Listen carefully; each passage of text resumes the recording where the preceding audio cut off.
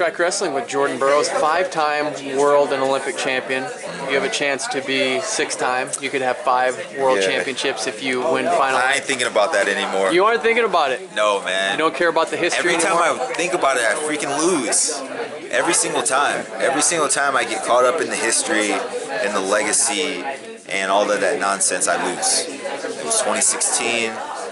And then last year, 2018, like when I just wrestle and I just alleviate all the pressure and the anxiety and the nervousness, that's when I compete at my best, when I wrestle with freedom. And so I'm trying to seek that freedom at this point, and that freedom doesn't come from thinking about what's at stake. It really comes from thinking about what I'm capable of. And so purely tomorrow, I'm going to do my best to wrestle with freedom, wrestle with excitement, and really enjoy the moment.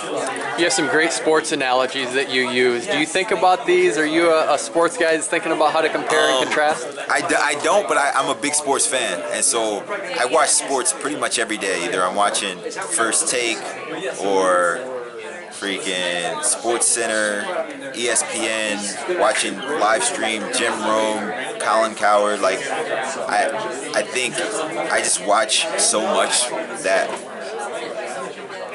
I just enjoy the sport. I enjoy the sport of wrestling. I enjoy football, basketball, baseball, golf, hockey, anything that entails excellence. I think is something that I want to try to implement into my own life. And so I think we are so closely related with a lot of these major sports, we just don't have the recognition.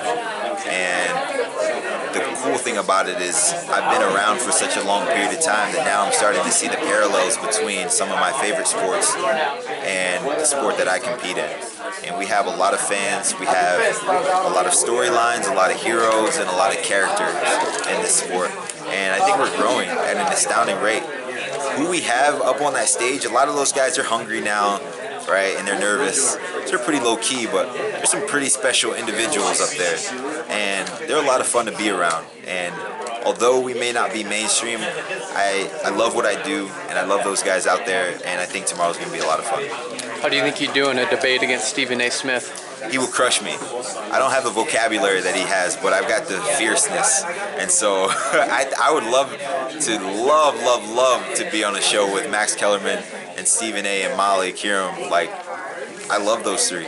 And I think they do a tremendous job, and I follow and watch their show pretty much every day. And so, Stephen A., if you're watching this, I'd love to talk to you, love to meet with you. I know you're a busy man, hardest working man in sports, but yeah, man, it's been fun. I enjoy the parallels of sport, man. It's fun. Any chance we'll see you through 2024? No.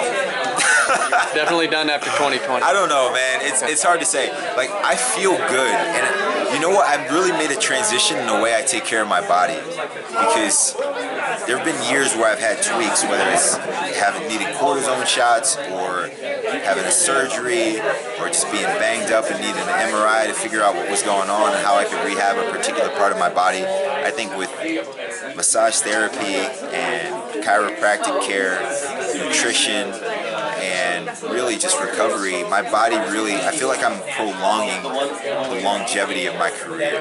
Like, this year at 30, I feel really good. I feel like I'm retaining my strength well.